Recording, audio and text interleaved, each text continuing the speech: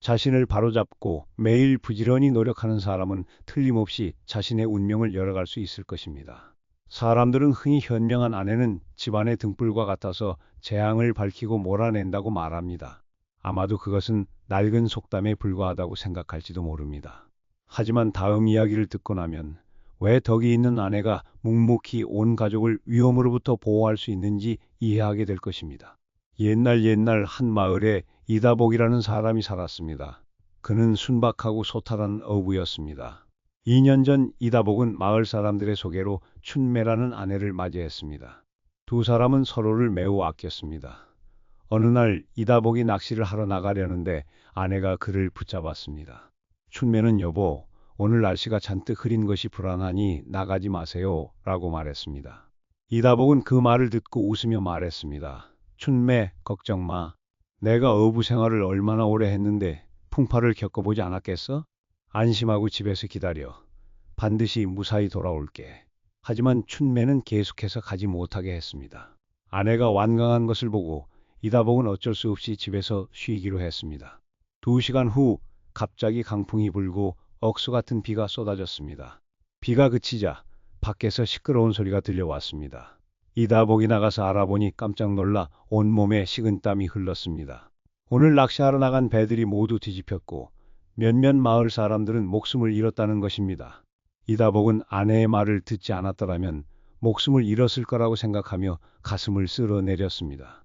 어느덧 보름이 지나고 이다복은 낚시를 하러 나가고 춘매는 집에서 바느질 일을 하며 돈을 벌었습니다. 그때 춘매는 밖에서 시끄러운 소리가 들려왔습니다. 호기심이 생긴 그녀는 일어나 밖으로 나가 보았습니다. 그녀는 이웃집 왕씨 아줌마가 늙은 거지와 다투고 있는 것을 보았습니다. 왕씨 아줌마는 눈을 부릅뜨고 소리쳤습니다. 이 늙은이가 구걸이 안 되니 행패라도 부리겠다는 거야?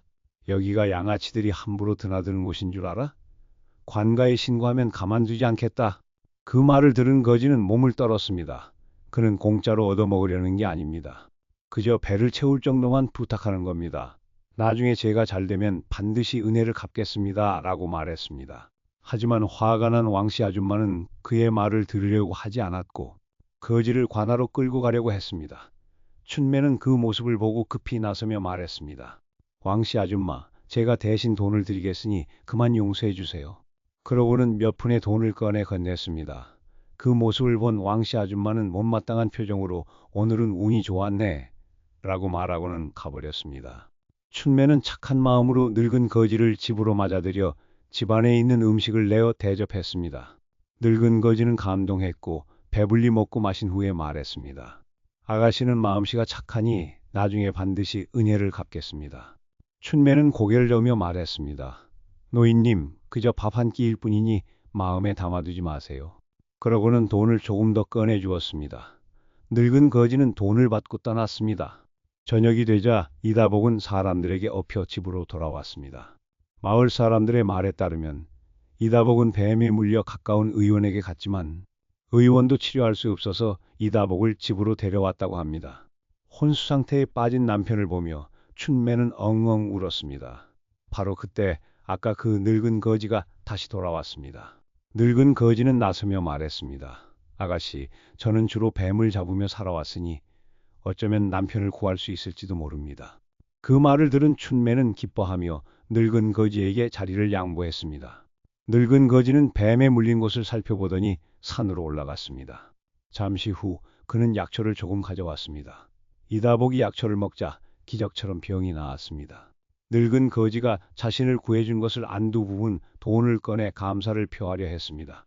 하지만 늙은 거지는 거절했습니다. 이것은 그저 밥 한 끼에 대한 은혜를 갚는 것뿐입니다. 그러고는 늙은 거지는 몸을 돌려 떠났습니다. 이다복은 아내의 착한 행동이 자신을 살렸다는 것을 알게 되었습니다. 그는 아내를 더욱 아꼈고 두 부부의 삶은 점점 더 나아졌습니다. 옛말에 집에 현명한 아내가 있으면 순풍에 돛을 단 배와 같고 가뭄의 단비를 만난 밭과 같다고 했습니다.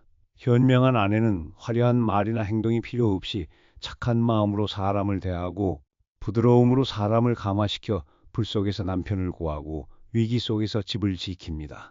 한 번의 선행은 평생 동안 복을 가져다 줍니다. 이다복은 재앙을 만났지만 목숨을 잃지 않았습니다. 그것은 하늘이 의를 지키고 재물은 원래 인연이 있으면 언젠가는 자신의 손에 들어오고 자신의 것이 아니면 눈앞에 있어도 오래 지킬 수 없습니다. 다음 이야기를 들어보세요. 송나라 시대에 하남 출신의 이옥선이라는 젊은이가 있었습니다. 사람들은 모두 그를 소리라고 불렀습니다. 소리는 어렸을 때부터 요리를 배워 솜씨가 매우 뛰어났고 그 덕분에 고향에 작은 식당을 열었습니다. 그의 아버지는 생계를 위해 고생하다 일찍 세상을 떠났고 어머니는 슬픔에 잠겨 병을 얻어 매일 북경약을 먹어야 했습니다. 소리는 작은 식당을 운영하면서 어머니를 돌봐야 했습니다. 식당은 장사가 잘 되었지만 집안 살림도 만만치 않았습니다. 매일 식비를 제외하고도 어머니의 약값을 마련해야 했습니다. 어느 날 어머니가 갑자기 병이 깊어져 자리에 눕게 되었습니다. 소리는 걱정되어 의원을 불렀습니다. 의원은 진찰을 마치고 한숨을 쉬며 말했습니다. 이 병은 천산설련과 같은 귀한 약재를 써야 효험이 있을 것입니다. 소리는 어머니를 살리기 위해 저축해둔 돈을 모두 써버렸고 집안은 가난해졌습니다. 어머니는 착하게 살면 기회가 올 것이라고 유혹했습니다. 며칠 후 소리에게 좋은 일이 생겼습니다. 화려한 옷을 입은 손님이 지나가다가 소리의 식당에서 풍기는 맛있는 냄새를 맡고 식당에 들어와 음식을 시켰습니다. 식사를 마친 손님은 만족하며 떠났습니다. 소리는 상을 치우다가 손님이 작은 꾸러미를 놓고 간 것을 발견했습니다. 열어보니 은덩이가 가득했고 무게는 200냥은 되어 보였습니다. 그는 그렇게 많은 은을 본 적이 없었기 때문에 서둘러 식당 문을 닫고 어머니에게 달려갔습니다. 어머니를 만난 그는 흥분하며 말했습니다. 어머니, 이제 우리도 잘 살 수 있어요. 제가 은덩이를 주었어요. 어머니 말씀대로 정말 기회가 왔어요. 아들의 손에 들린 은을 본 어머니는 눈살을 찌푸리며 말했습니다. 은을 주어서 기쁜 마음은 알겠지만 은을 잃어버린 손님의 마음은 생각해봤니? 어머니가 말한 기회는 부지런히 노력해서 부자가 되는 것이지. 남이 잃어버린 은에 의지해서 살아가는 것이 아니란다. 지금은 가난하지만 사람으로서 기계와 원칙을 지켜야 한다.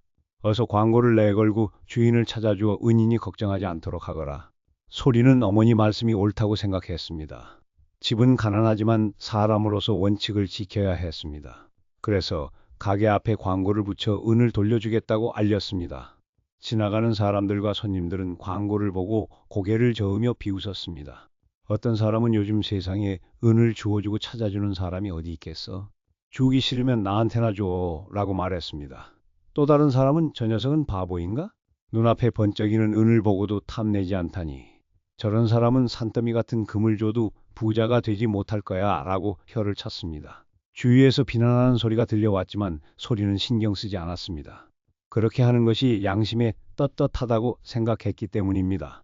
한편 돈을 잃어버린 손님은 집에 돌아와 돈이 없어진 것을 알고 며칠 동안 어디를 다녔는지 곰곰이 생각하며 샅샅이 뒤졌습니다. 그러다 소리의 식당 앞에 이르러 광고를 보고 혹시 자신의 돈을 식당에서 잃어버린 것은 아닌지 물었습니다. 소리는 맞습니다. 며칠 동안 어르신을 찾고 있었습니다. 라고 말했습니다. 손님은 궁금해하며 소리의 옷차림을 보니 부유한 사람처럼 보이지 않았고 그렇게 많은 돈을 보고도 욕심이 나지 않았나? 어찌 돈을 가볍게 여기는가? 라고 물었습니다. 소리는 정직하게 사는 것이 제 원칙입니다. 부정한 돈은 가질 수 없습니다. 라고 대답하고는 은덩이를 하나도 빠짐없이 돌려주었습니다. 손님은 감동하여 은의 절반을 살해하려 했습니다. 소리는 정말로 돈을 원했다면 광고를 내지도 않았을 것입니다. 어서 돈을 가져가십시오. 요즘 세상에 돈 벌기 얼마나 힘듭니까? 라고 말했습니다. 손님은 소리의 됨됨이에 감탄하며 떠나면서 며칠 동안 일이 있어 먼저 가봐야 하지만 나중에 꼭 은혜를 갚겠습니다. 라고 말했습니다. 소리는 그 말을 마음에 담아두지 않았습니다. 약 보름 후 손님이 친구들을 데리고 소리의 식당을 다시 찾아왔습니다. 그들은 음식을 푸짐하게 시켰습니다. 손님은 식사 자리에서 소리가 돈을 주어 돌려준 이야기를 꺼냈습니다. 다른 손님들도 칭찬을 아끼지 않았습니다. 소리는 궁금해하며 어르신은 무슨 일을 하시나요? 어찌 그리 돈을 넉넉하게 쓰시는지 라고 물었습니다. 손님은 웃으며 나는 전당포를 운영하고 있네. 며칠 전 먼 곳에서 온 손님을 만나러 갔다가 급하게 나오느라 돈을 놓고 왔는데 자네처럼 착한 사람을 만나 잃어버린 돈을 되찾게 되었네. 자네에게 보답하고 싶어 친구들을 데리고 왔네. 라고 말했습니다. 그 후로 소리는 동네에서 유명해졌고 식당을 찾는 손님들이 점점 늘어났습니다. 그 중에는 부유한 집안 사람들도 많았고 소리는 그 손님에게 감사했고 그 손님이 다른 방법으로 자신에게 보답하고 있다는 것을 알았습니다. 몇 년 후 소리의 작은 식당은 큰 식당으로 발전했습니다. 소리와 그의 어머니는 풍족한 삶을 살게 되었습니다. 과거를 회상할 때마다 소리는 그 일을 잊지 못했습니다. 만약 그때 돈에 욕심을 냈더라면 잠시 동안의 어려움만 해결했을 뿐이었을 것입니다. 하지만 훌륭한 요리 솜씨와 꾸준한 고객 덕분에 그는 진정으로 성공을 거둘 수 있었습니다. 옛말처럼 착한 사람은 복을 받는다는 말이 맞습니다. 이 이야기는 세상의 유혹 속에서 정직함을 지키는 것이 얼마나 어려운 일인지를 보여줍니다. 탐욕을 극복하고 원칙과 양심에 따라 살아가는 사람은 언젠가는 귀인을 만나 보상을 받게 될 것입니다. 복은 하늘에서 떨어지는 것이 아니라 매일 선행을 베푸는 것으로 얻어지는 것입니다. 돈으로 많은 것을 살 수 있지만 마음의 평안은 살 수 없습니다. 사람으로서 품위를 지켜나가면 행운이 찾아올 것입니다. 옛 사람들은 물고기를 주는 것보다 낚시하는 법을 가르치라고 했습니다. 하지만 진정으로 그 의미를 이해하고 실천하는 사람은 얼마나 될까요? 유씨 형제의 이야기는 선행이란 단순히 베푸는 것인지 아니면 다른 사람이 스스로 설 수 있도록 돕는 것인지에 대해 생각하게 합니다. 옛날 유씨 성을 가진 부자가 있었는데 집안은 부유했고 평생 덕을 쌓으며 살았습니다. 유부자에게는 두 아들이 있었는데 형은 똑똑하고 재능이 뛰어났고 동생은 어렸을 때부터 몸이 불편했고 다리가 약간 짧았으며 머리도 좋지 못했습니다. 그저 순박한 사람이라고 할 수 있을 정도였습니다. 유부자는 늙고 병들어 죽기 전에 형에게 과거 시험을 보지 말고 장사를 하라고 유언했습니다. 동생도 마찬가지였지만 자신의 작은 삶을 꾸려나가는 데는 문제가 없을 것이라고 말했습니다.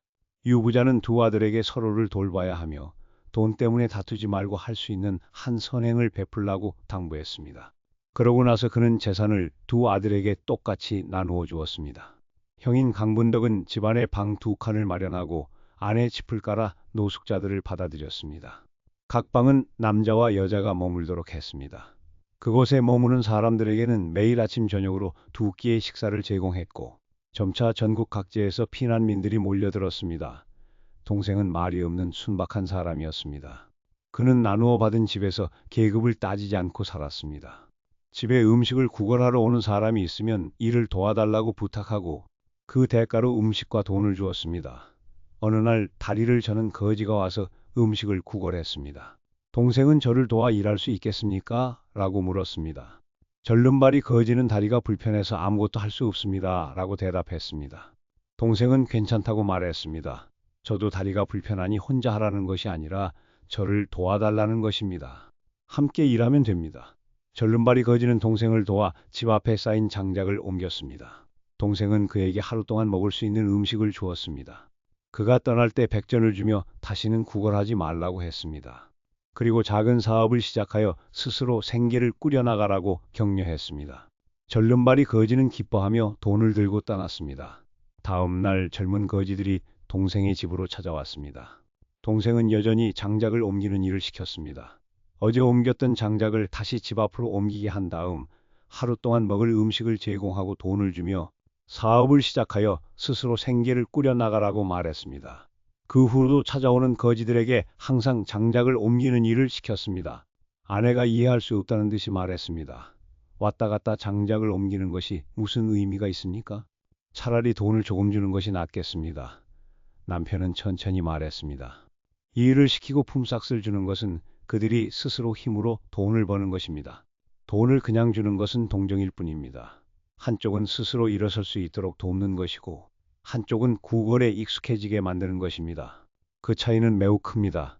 그는 잠시 멈추었다가 말을 이었습니다. 땀 흘려 일하는 것을 알게 되면 노동으로 살아가는데 익숙해질 것입니다. 익숙해지면 누가 구걸을 하겠습니까? 그 말을 들은 아내는 깨달음을 얻었습니다. 말이 없는 남편의 깊은 마음에 감탄했습니다.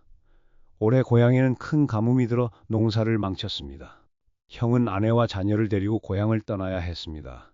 과거에 그의 집에서 살았던 사람들이 그를 도왔습니다. 형은 동생에게 함께 고향을 떠나자고 권유했지만 동생은 거절하고 고향에 남겠다고 했습니다. 동생의 집이 더 이상 버틸 수 없게 되자 마차가 집 앞에 도착했습니다. 마차에서 내린 남자는 웃으며 동생에게 다가가 말했습니다. 은희님, 감사합니다. 그 돈으로 작은 사업을 며칠 전에 이곳에 가뭄이 들었다는 소식을 듣고 쌀, 밀, 기름을 가져와 은희님께서 어려움을 극복하는 데 도움을 드리고자 합니다. 다음 날 또 다른 마차가 와서 음식을 가져다 주었습니다. 셋째 날, 넷째 날부터 열흘 동안 계속해서 음식을 가져오는 사람들이 있었습니다. 며칠 후 형이 동생의 집을 방문하여 동생이 어떻게 살고 있는지 살펴보았습니다. 동생의 가족에게 필요한 것이 아무것도 없다는 것을 알고 감탄하며 말했습니다. 스스로 일어설 수 있도록 돕는 것이 진정한 도움이다. 이 이야기는 선행은 돈을 얼마나 많이 쓰는지, 얼마나 큰 행동을 하는지에 달려 있는 것이 아니라 마음과 다른 사람의 마음에 친절의 씨앗을 심는 방법에 달려 있다는 것을 보여줍니다. 밥 한 끼를 주는 것은 하루를 버티게 할 뿐이지만 스스로 생계를 꾸려나가는 방법을 가르치는 것은 평생을 구원하는 것입니다. 진정한 선행은 요란할 필요 없이 꾸준히 마음에서 우러나오는 것입니다. 삶 속에서 희망을 심어주는 사람이 되어야 합니다.